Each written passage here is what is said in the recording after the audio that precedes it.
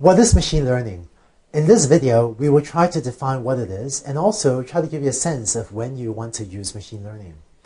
Even among machine learning practitioners, there isn't a well-accepted definition of what is and what isn't machine learning.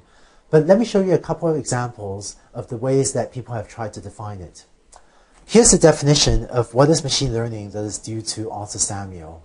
He defined machine learning as the field of study that gives computers the ability to learn without being explicitly programmed. Samuel's claim to fame was that back in the 1950s, he wrote a checkers playing program.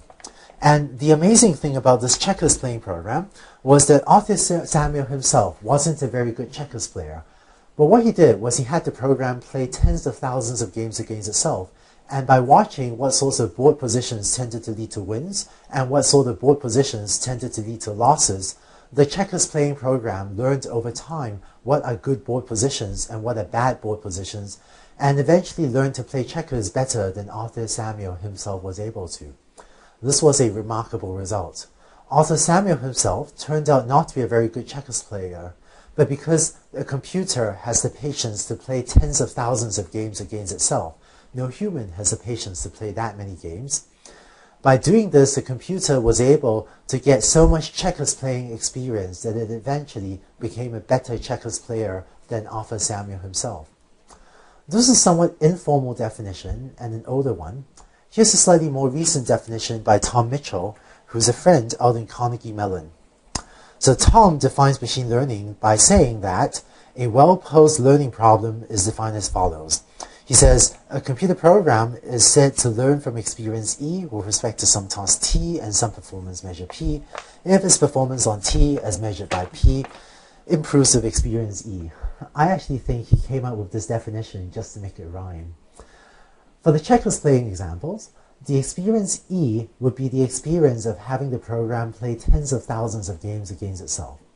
The task T would be the task of playing checkers, and the performance measure P would be the probability that it wins the next game of checkers against some new opponent. Throughout these videos, besides me trying to teach you stuff, I'll occasionally ask you a question to make sure you understand the content. Here's one. On top is the definition of machine learning by Tom Mitchell. Let's say your email program watches which emails you do or do not flag as spam. So in an email client like this, you might click this spam button to report some email as spam, but not other emails. And based on which emails you mark as spam, say your email program learns better how to filter spam email.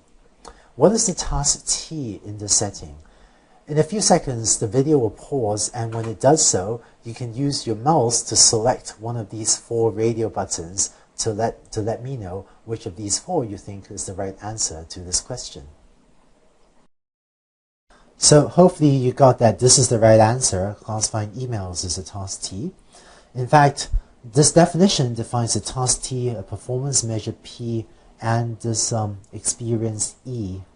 And so watching you label emails as spam or not spam, this would be the experience E, and the fraction of emails correctly classified, that might be our performance measure P. And so our task performance on the task, our system's performance on the task T on the performance measure P will improve after the experience E. In this class, I hope to teach you about various different types of learning algorithms. There are several different types of learning algorithms. The main two types are what we call supervised learning and unsupervised learning. I'll define what these terms mean more in the next couple videos, but it turns out that in supervised learning, the idea is we're going to teach the computer how to do something, whereas in unsupervised learning, we're going to let it learn by itself. Don't worry if these two terms don't make sense yet. In the next two videos, I'm going to say exactly what these two types of learning are.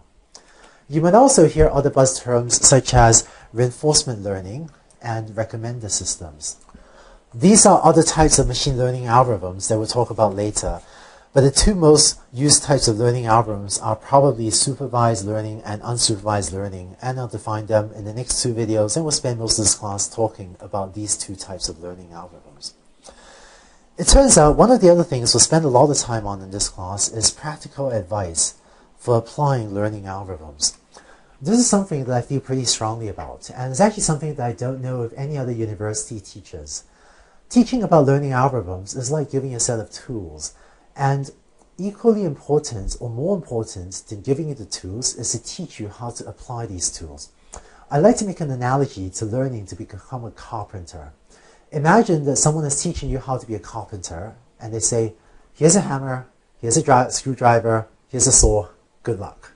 Well, that's no good, right? You have all these tools, but the more important thing is to learn how to use these tools properly. There's a huge difference between people that know how to use these machine learning algorithms versus people that don't know how to use these tools well.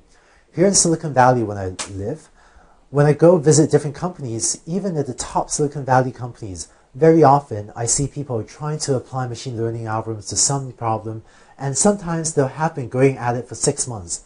But sometimes when I look at what they're doing, I say, you know, I could have told them, like, gee, I could have told you 6 months ago that you should be taking your learning algorithm and applying it in like this slightly modified way, and your chance of success would have been much higher. So what we're going to do in this class is actually spend a lot of time talking about how, if you're actually trying to develop a machine learning system, how to make those best practices types decisions about the way in which you build your system, so that when you apply a learning algorithm, you're less likely to end up one of those people who end up pursuing some path for 6 months that, you know, someone else could have figured out just wasn't going to work at all, and it's just a waste of time for 6 months. So I'm actually going to spend a lot of time teaching you those sorts of best practices in machine learning and AI, and how to get this stuff to work, and how we do it, or how the best people do it in Silicon Valley and around the world. I hope to make you one of the best people at knowing how to design and build serious machine learning and AI systems. So that's machine learning, and these are the main topics I hope to teach. In the next video, I'm going to define what is supervised learning, and after that, what is unsupervised learning, and also start to talk about when you will use each of them.